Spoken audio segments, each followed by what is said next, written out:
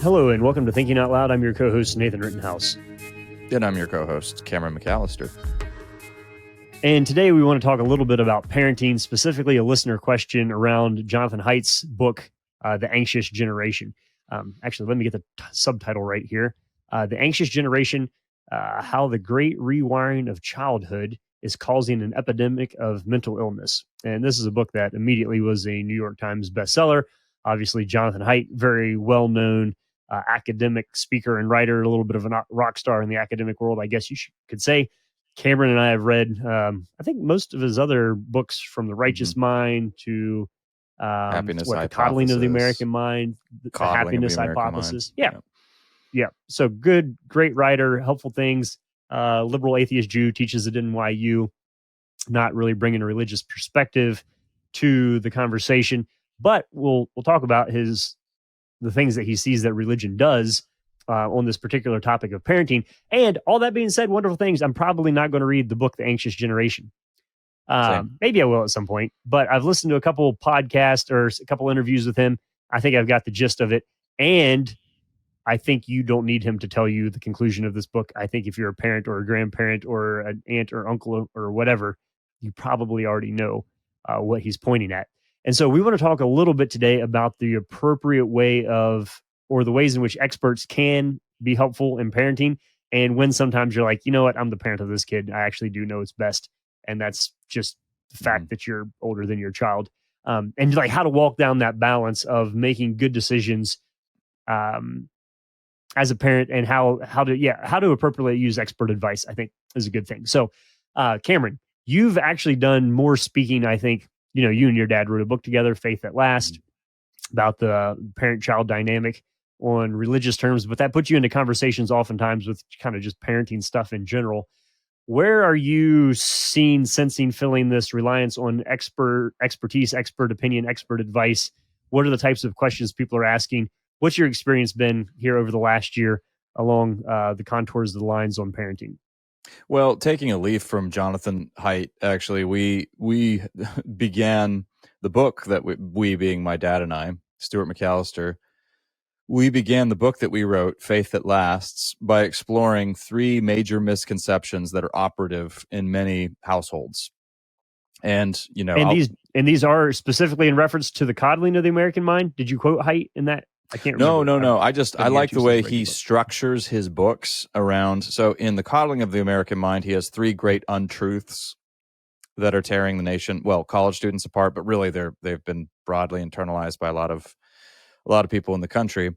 So I just thought that was a very practical and helpful approach. And so I just ripped it off and ran with it and looked at three major misconceptions that I had seen, that my dad and I had kind of observed, you know, and of course we'd seen it in ourselves as well over the years as we spoke with Christian parents. My dad is a Christian parent. And as I became a Christian parent, looking at some of my own temptations and habits. We're working on it. Right. Working on it.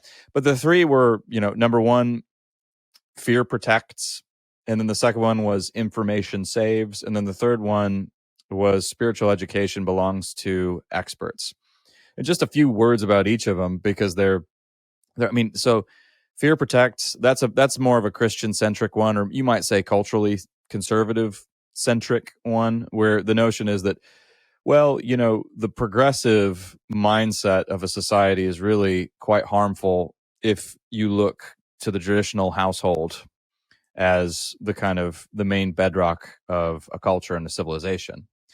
And so one of the strategies in dealing with that is sometimes to cultivate a sense of fear and paranoia in younger people. Well, you know, what's happening out there is so bad, and it will, you know, just destroy your life. It can wreck you personally. It's a recipe for bondage and addiction. So, you know, it's understandable, but generally this strategy doesn't work very well and it backfires. You want to cultivate discernment instead of fear. I think, you know, that fear does have a place. And there's, you know, for instance, if there's a certain really bad section of a city, right? If you've ever lived in a city or you traveled by public transport, you know, there are certain places you do tell your child, don't go to this area. It would be reckless for you at your age to walk down this street alone. Yeah. Okay. So that's not instilling paranoia. That's just being that's just good prudence. But there is a sense in which this can foster a sort of us and them mindset. It can lead to elitism. It also runs the risk of making the forbidden territory look that much more alluring and interesting. It's better to cultivate discernment in helping young people navigate the complex moral universe, all within the safety of your home, but to help them make crucial distinctions and to be able to see what does a good life actually look like. And what would a pursuit of, say, unfettered freedom to do whatever you want, how does that actually work out for a person in real life? Where does that road lead? And having those. So a lot of this, Nathan, what I find is I was just speaking, I did a seminar with the C.S. Lewis Institute with my dad just a couple nights ago. It'll be available online soon, where we talked about faith that lasts. And what I said there, this is something I've found repeatedly, is that a lot of parents are hesitant to have real full-bodied, robust conversations with their kids.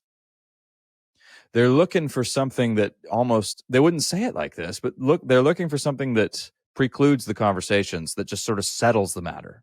Let's get this solved. Let's get them the right information, or convey to them the sense of danger here so that they just avoid it. But human beings, we don't work like that. We have to talk about it. We've got to talk it through. And so we had a lot of questions about, well, my kids, got all sorts of, questions about Christianity. How do I set them straight? Well, I'll say now, have you started by asking them what they think of Jesus? What do they think about Christianity? They might say some awful things. Yeah, they might, but it would be helpful to get those out in the open on the table and talk about them. I probably don't have all the answers. Well, you guaranteedly don't have all the ansers. But what's critical is that you start having that you actually have a discussion with them. You talk to them. You're communicating about it.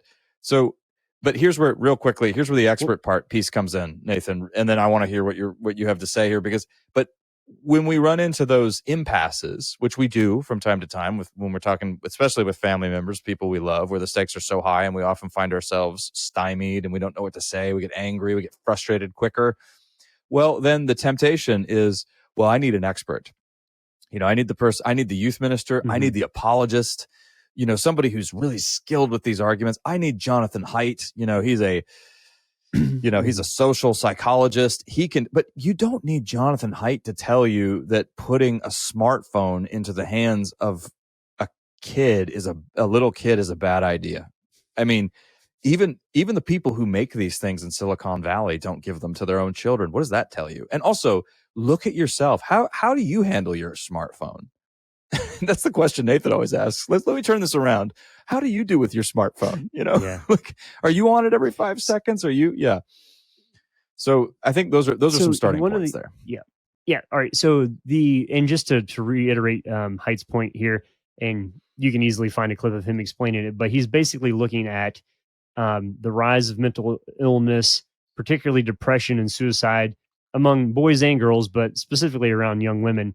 And he correlates it directly to the rise of the smartphone and social media, just doing historical statistical analysis and looking at the spikes and rates and trends of everything from self-harm to loss of empathy, the whole 9 yards, and says, look, this is a net negative on our entire world, and it's destroying the childhood of our friends. And in fact, chapter 5 of the book, let me read, I think, he would say,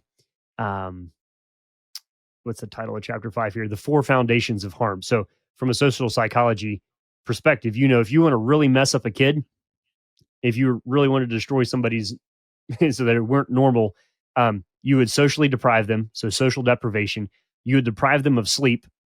You would have attention fragmentation, and then addictive behaviors. So these are 4 things you can do to destroy the life of your child. And all 4 of those are exactly what digital technology does to a young mind. Social deprivation, you're not actually playing with real people. Sleep deprivation, you're staying up to crazy hours at night. Attention fragmentation, you're not focusing on any one thing for any significant amount of time to make sense of it. And it's deeply addictive in the way that it restructures and rewires your brain to be interested in things.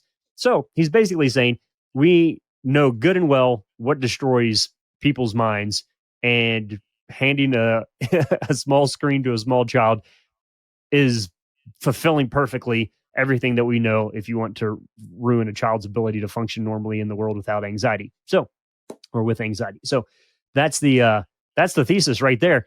And now you can go online and absolutely find big tech companies and other people saying this is causation, correlation, not causation.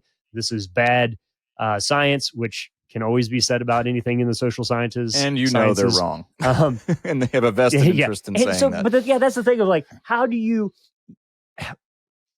So there's that element of like, so for some of us, this is so deeply, obviously not novel that it shocks us that it is novel.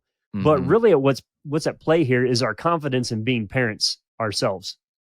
That's what, like, I tell people this all the time who are about to have their first child. I was like, your worst enemy is going to be mommy blogs, because mommy blogs are made out of somebody who's like, well, I had a baby, and therefore I'm pretty sure that my experience is normative for 7 billion other people.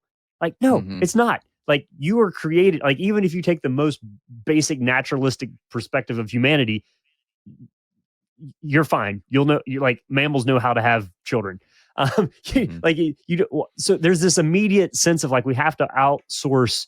Now, I'm not saying that we can do it on our own. Like, I remember when my wife was pregnant with our first child, I had an aunt who came and sat down and said, Nathan, I'm going to make a list of things for you that you actually need, and a long list of things that you don't need that everybody will tell you that you need. And here it is. And it was like 5 things versus like 55 things. And that is phenomenally valuable help, right? That's real communal wisdom and knowledge of what you need to know in order to interact here with the world. But there's a whole lot of other stuff you're going to be sold. So the same thing happens in all of our parenting of why do we not have the confidence to think, well, let me tell you one of my fundamental presuppositions about parenting, Cameron, and you tell me what you think. I think that my wife is morally I think that my wife is morally superior to a 2-year-old.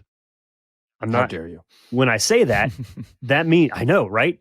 I believe that my wife knows how to interact with the real world better than a 2-year-old does, which means that I always default to her perspective and her side of the story rather than I don't have a 2-year-old anymore. But at the time, like, if you don't think your spouse is cognitively and morally superior to a 2-year-old, you shouldn't have married them. There would be something unethical about that. So part of it is the breakdown of saying, yes, the years of wisdom that my wife and I have, this is not saying we're experts or that we're like professionals. Like, it's just that we're older than our children and we have some sense of like, this is right and this is wrong. And we're going to foist that upon you for the time being that we're feeding you and cleaning you. That to me doesn't seem to be like this scandalous. And so I think one of the breakdowns that I see is that we're trying to act as if there's a functional moral knowledge and equivalency between our children and us. We're like, well, how do they feel about it? What's their perspective on this? Which I'd love to hear sometimes. But at the end of the day, like, I don't really care what their theory about why they should be eating chocolate ice cream at 10 o'clock at night is. Like, you're not going to do it. So you're like, do I need an expert to tell me that how that works out? So on one hand, making that distinction, and then the other hand of recognizing, here's my other theory on this. Here's a little human that I'm in charge of, and I'm a bigger human. And I know the things that I wrestle and struggle with as a big human. Here are some of the steps that I take to get around that. And then I can help my little human avoid the same thing. So on this topic, let's go with screen time, for example. So I was talking to somebody, not just out in our community, and they're like, how do you handle this with your children? And I said, you know what? We don't let our children have any screens in their bedroom. And they're like, really? Wow. How do you do that? And I was like, you know how we do that? Is because my wife and I don't allow ourselves to have any screens in our bedroom. Right. Because it's massively addicting. It's disruptive to our sleep. These things are structured to interfere with your life. And so we have no screens in our bedroom, which makes it way easier to say to our kids, hey, you know what? We don't think having screens in your bedroom is a good idea. This is for sleeping and resting. And we want you to have a good night's sleep so you can jump up and be prepared for the real world tomorrow. And so I'm not ever asking my kids to live up to a standard that I myself am not willing to abide by. And that makes the conversation easier, but I have to work out the moral and ethical implications of that in my own life before I have clarity on how I'm going to then teach my children how to do it. That's not based off of either of our feelings. It's just like, I know that if I sat in bed with my phone, I would probably watch YouTube videos too late at night. So I'm just not going to do it. That's easy. In fact, I don't have my phone with me right now. I usually don't. I have a spot in the house that I put my phone, and I go get it if I need it, and I go to it. It doesn't come to me. I use the same thing in a lot of my other technologies, that it doesn't come to me. I go to it. That's just something that I've learned from experience works well for me. My wife and I have conversations about the appropriate use of technology in our relationship and in our household. And then we try to instill that into the children. So you can use yourself as your own test case of saying, wow, do I really feel better about life after doom scrolling for 3 hours? And then imagine I was 11. Like, I don't need Jonathan Haidt to tell me that that's a bad idea. I rest my case. And I'm not trying to sound like, oh, I've got this all figured out. And like, oh, I'm just saying, actually, I think most of you listening to this, like I've never, ever, Cameron, run into somebody that is like, I wish I gave my kid a lot more screen time and they had more access to the internet, because I think that would really be helpful to them. Zero. Mm-hmm. Yeah. Well, anyway. Yeah, but what's helpful about what you're saying, though, is you reframe the conversation around, you're putting the onus on the parent here. So much of the discussion here often turns on, well, my kid can't control themselves here. How do I instill better habits in them? And it's very much focused on the young person with the technology. You're refocusing that on the grown person, the parent with the technology. Because the truth is... So 2 parts to that real quick. Yeah. Yes. Well, if you don't think this is the case, so here's where I learned about this. So when I was in seminary, I at the time, it was an app called Rescue Time, and it syncs all your screens together and gives you a little report at the end of the week and says, you spent this many hours on Facebook, this many hours on YouTube, this many hours on Microsoft Word, whatever. And you can look at that and say, I don't have time in life for this. So, I mean, it's easy. Every device that anybody listening to this has the ability to tell you how much time you spend on it. And then you just look at that and say, do I have time in life to do this? I mean, one of the ways to think about this is that anything that you do for 2 minutes a day, that's an hour a month. That's 12 hours a year. Anything that you do for 2 minutes. So you probably spend at least 12 hours a year brushing your teeth. So you can just look at it from that perspective. So use yourself as a test case and see what you want to be doing with your time. The second one of this is that the book, The Anxious Generation, you know where that anxiety comes from?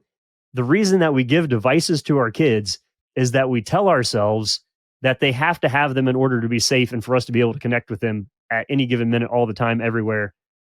And it's our anxiety that makes us vulnerable to giving them devices way earlier than they need them. That is the root cause of all of this. And you can go, this is all the way back to like 2010, Sherry Turkle's stuff on.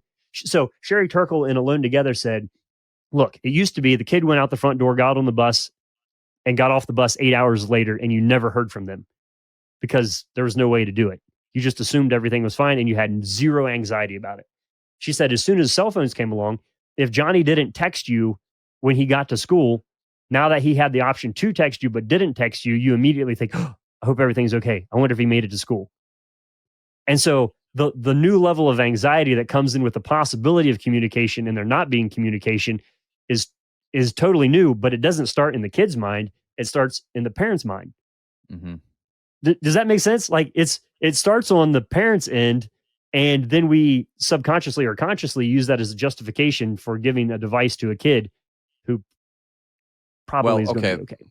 There's a broad picture here where this whole thing is parent centric. I mean, little kids can't get themselves phones. Little kids don't have any access to this stuff unless they are given that access. Right. So, I mean, so like, when was the last time you saw a 5-year-old go buy an iPhone? Yeah, right. So mommy and based daddy, on their own earnings, grown-ups have opened this Pandora's box. And let's face it, there are a number of different reasons. There's the safety issue, where we fetishize security and safety because we're modern people and we're addicted to an illusion of control. It's there. And keeping your kids safe is not a bad thing. No, it's not a bad thing. That's part of the role of parenting. Can we go too far with it? Yes, I think absolutely you can go too far with anything. But there's that. There's another one. This one's less flattering. The safety one, okay, you care about the well-being of your child. This stuff subdues a kid really quickly.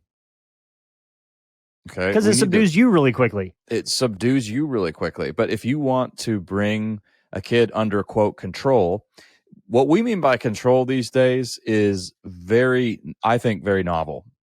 We've had some experiences because, and I'm sure you have too, Nathan, because you have boys, and boys tend to be what, quote, wild or out of control, but they just have a lot of energy and they like to test boundaries and all of that kind of stuff. Well, there are many settings now, social settings here and school settings, where that kind of behavior simply is treated as a problem to be solved, or it's an anomaly, and that child needs to be brought under control, whether it's through medication or through some form of technology that subdues them. Or we just need to back up and say, no, I mean, we're just going to be inconvenienced a whole lot, and it's going to be a whole lot more work. But putting a phone or an iPad or even video games to pacify this child into the mix is wrong. And does it work? Yes, it technically works, but it has drastic outworkings in the child, of course. And then we worry about long-term focus. Then we worry about social habits and an inability to, quote, integrate all this bizarre language that we use, almost mechanistic language. The kid doesn't, has a hard time hanging out with other people and relating to them. Well, absolutely. Now, some of this is understandable, but we've got to take some ownership here as well. And also, a third factor, so this stuff is news, kids. Another thing is these kids, and this is what you were getting at, Nathan, children watch their parents carefully. And so much of what they do is caught, not taught. And our own habits with technology are often very bad. Most of us, our phones are like a leash, and they do control us, and we go to them. They don't go, we basically are at their beck and call. It's like an almost kind of a dog whistle. So like you, Nathan, my strategies around this are very practical as well. I try to make sure that my phone is not in my hand, especially not when I'm around my kids, unless we're doing something very specific with it. If we maybe look some specific item up, or I text a friend back or something like that. But for the most part, even looking things up, I'm hesitant to do that. Hey, Dad, can you pull up a picture of, this particular animal? Well, maybe I will in a little bit, but the notion that I'm immediately just going to pull up a whole, gallery of images anytime something pops into your head and, flash my screen in front of you, even that caters to addictive behavior and instant gratification and that dopamine rush, which I don't want that in me. I certainly don't want that in my children. So, I mean, yesterday there was a really satisfying moment where Dylan got into bed and he goes, "Oh, what a day." And, we kind of laughed. What do you mean? What a day? A hard day at the office? But he said, "Well, I rode my bicycle for hours and hours and hours, and I'm so tired." And I thought, yeah, that's a good day. That's a good day. He wasn't staring at a screen. He wasn't playing video games. He was out active in the blistering sunshine. He had mosquito bites all over his leg. That's a good day in the life of a kid. And more of those. But which is easier? This is the same kid who just recently put water in the gas can of your lawnmower to see what would happen. Absolutely. It's not easier. It's not easier at all. So you're going to, I'm saying the part of it is so there were some anthropology. I have so many more gray hairs from the on my head as a result of this. Yeah. But yeah, it's like my kids are like, arguing at dinner about what's the easiest way to climb onto the roof of the house. You're like, should I be worried about this? So there were some anthropology students from the University of Copenhagen that were visiting my wife and I. And we were talking about families and technology, and there's a growing concern here about the economic accessibility of this, where basically you have people at a certain income level can afford to not have their kids being babysat by technology. Right. And so there's this real disparity coming. You look at, like you said, all the tech bros who are not giving this technology to their kids. So maybe they're giving them a watch where they can make a phone call from or something, but they don't have, you can't do social media or send pictures or something. So there are lots of in-between modes here. But the breakdown is now happening between those who can afford. My boys have hatchets, and they run around in the backyard chopping stuff, which every once in a while, something that I own gets chopped that I wish wouldn't have gotten chopped. But, and we have rules about hey, here's how you don't hurt yourself doing this. And you know what? If you bruise yourself, like that can heal. And I know what to do with that. I don't know what to do with psychological damage from stuff that you've been exposed to too early on the screen. Or they love to catch snakes. Like the other day, my wife was taking a nap on the couch and the boys come bursting through the door screaming, "Mom, look at this snake we caught," which is what every mom wants to wake up from a nap on the couch with the kids holding the snake over her head. Oh, I know. Yeah, absolutely. And so every spring, like we sit down and we have a conversation of like, let's make sure we know how to identify venomous and non-venomous snakes. Like catching snakes, it's great fun. Be nice to the snake. And here are the kinds that you don't grab. And so is there a hazard baked into that? Yeah, maybe a little bit, but not that much. And so I would rather them be in the swamp catching snakes than, but so then people say, well, that's the privilege that you have of living in a place where they have a backyard where they can go run around with the neighbors in their swamp and whatnot. But really, the reason that we give screens to our children is not because we think the children need them, but because of the convenience that it offers to us and the peace and quiet that it can instantly bring at the snap of a finger. And so I don't want to make it sound like this is easy at all. It's not, but it's very difficult on behalf of the parent. And then, so there's that part of it. And then there's the social pressure that goes along with it, especially if you have kids who are like, well, these kids at school have this. Yes, and that's huge. Or other parents, I can't believe you don't let your kids do this. It gets way, and I mean, like a couple years ago, even I started seeing like New York Times articles about groups of parents who were saying, okay, we're all going to band together and not give our kids smartphones until they're 16 or 19 or something. And so when your son says like, well, Timmy's mom, you're like, no, he doesn't. Because none of us, like, you're not the only one. We've all agreed together. So your church can be really helpful for that. For me, yeah. So the network support of I think that's a great thing. And I think, when you look at Jonathan Haidt's solutions, he's saying having phones in school is stupid. And it is scientifically provable. And everybody knows it. And maybe your school isn't going to do that. But as a group of parents, you could say, we're not going to do this, or we're not going to participate in that. Can I just say something on that note? And I think you have the moral authority as parents to do that. You don't have to have Jonathan Haidt give you permission to do it. Well, good news here. There's growing awareness of this. I mean, Jonathan Haidt is a huge, superstar these days in terms of how many academics have books that are bestsellers like this. More and more of this research is being taken to heart by people. So there's growing recognition of it, and people are taking action. That's good too. But on the technology and school piece, Nathan, I have to say, overall our experience so far, and it's case by case, like it is with you. We're careful in what we look. We're monitoring what's going on at our kids' school and all of that. Overwhelmingly, it's been good. But the one piece that has really aggravated both my wife and I is the way technology is used in the classroom as a substitute for teaching, even when the teacher is there. I mean, the amount of times we hear about them, watching math videos. Well, why? I mean, maybe sometimes, but why are you watching math videos? Shouldn't the teacher be just teaching this to you? And, or when they have digital, I have a huge vendetta against digital learning days. Not necessarily having, teacher work days. Fine. I understand that.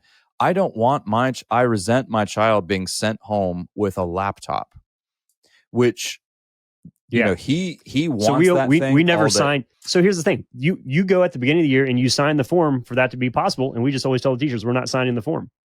Don't send it home. Which, I mean, you can say, gasp. Like, no, as a parent, I have the authority to do that. Say, if they legitimately need to be online at home, I have a laptop. We have like 4 laptops in our house. They can log on and use it, but we don't need a school device in our house. And they certainly don't need it on the bus. And we're pro technology, but we use it as a tool, but we don't submit to it as a tyrant. Correct. Yeah. And so and when this stuff comes home with us, it's used for all of, the assignments are completed, and then it's secured in a place where it's not discoverable. Because I mean, and again, but you have the authority of being a parent, and we can exercise that. We don't need to be, taken in just because of that. But the social pressure piece, I think, is huge. It's very real.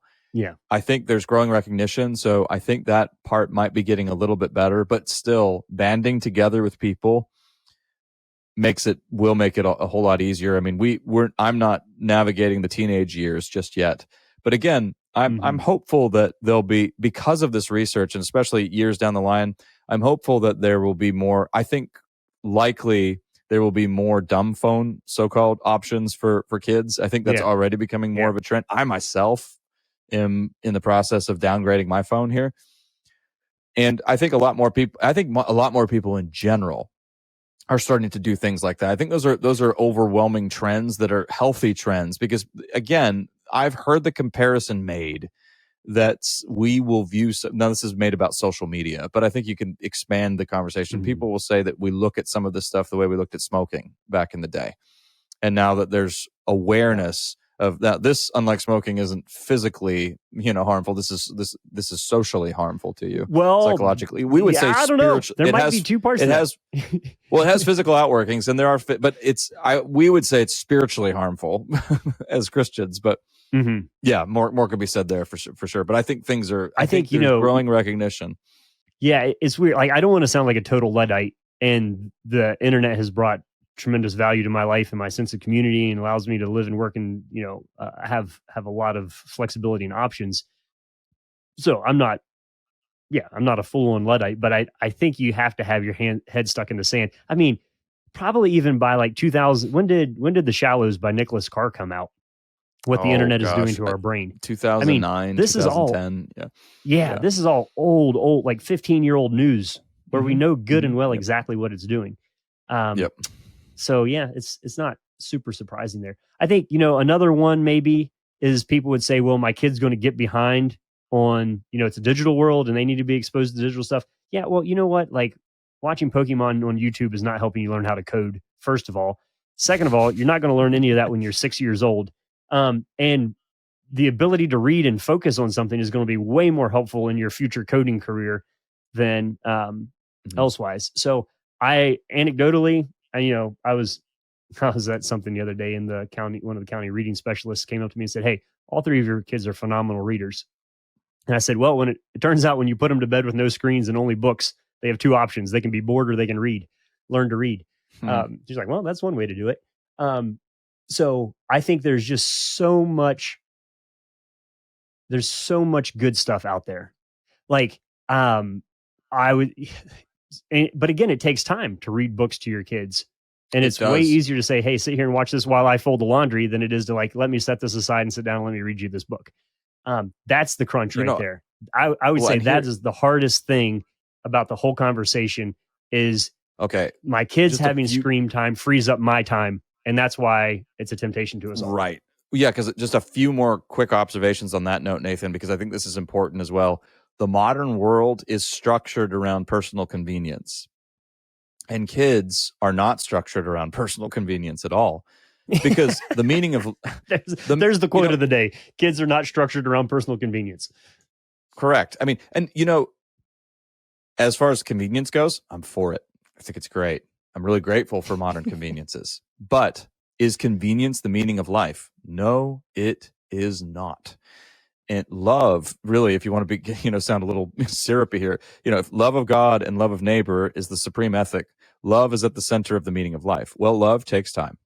And love means, so if you think in those terms, it can you can often find that you're operating in the wrong paradigm with kids.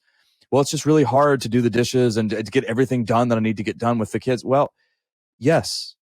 And hard is okay. I think we need to say it's okay. It's going to be hard. It's going to be time consuming. It's the biggest investment of your life, really. One of them. I mean, if you have children.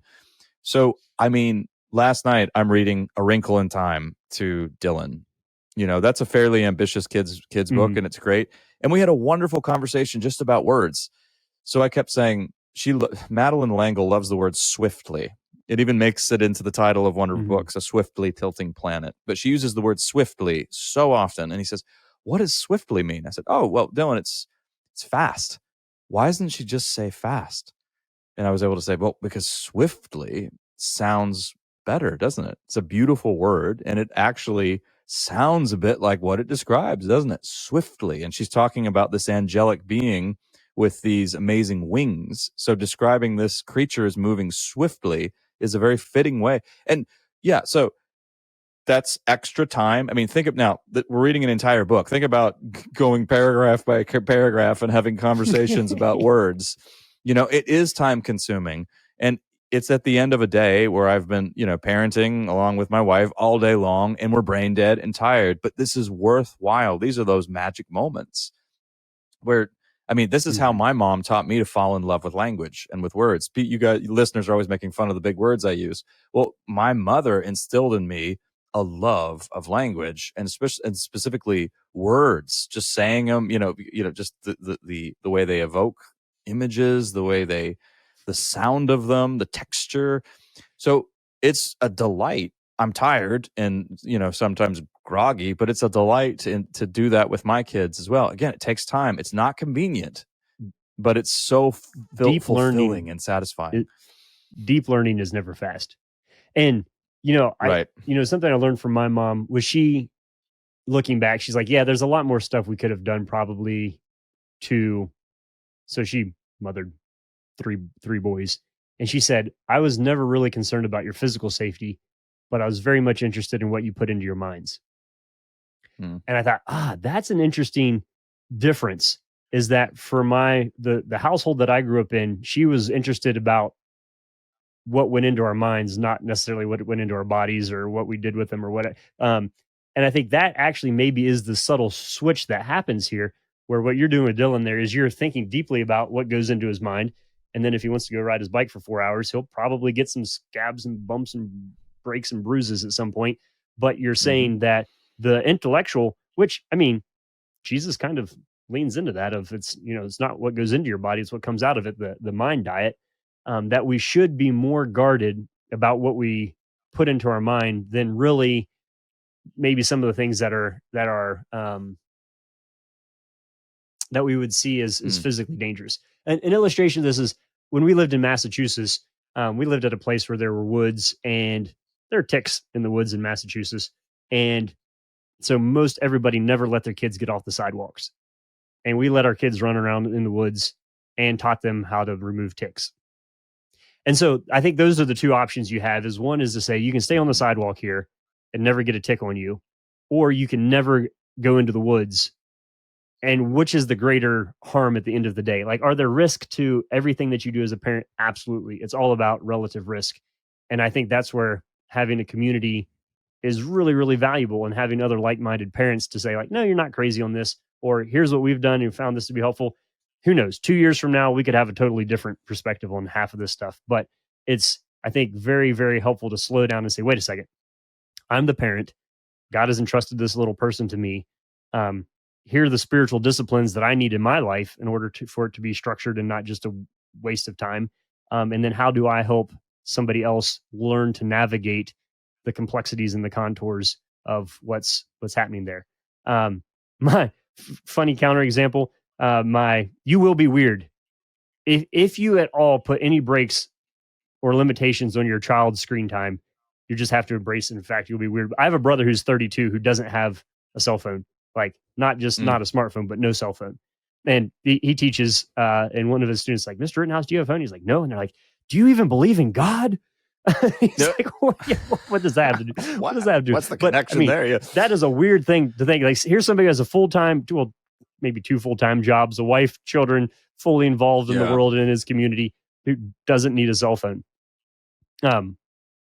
It's a wild, and that won't work for most people in the world. But just to recognize, like, who gets to define what is normal? What do we intuitively know is bad for us, and therefore intuitively know is bad for our children? And if you need some statistics to back that up, there are plenty of great thinkers out there, Jonathan Haidt among them, who can help you. I think some people might listen to that and be like, man, you guys are really, really coming down hard on this. And I think we can come down hard on this because the counterweight in the opposite direction is so heavy that you have to kind of be a bit of an extremist in the other direction in order to reach moderation. And that's the challenge with moderation, is that you have to be absolutely committed to it. If you're only moderately committed to moderation, you'll quickly slip to either extreme. And so I think continuously talking about this and having these conversations and putting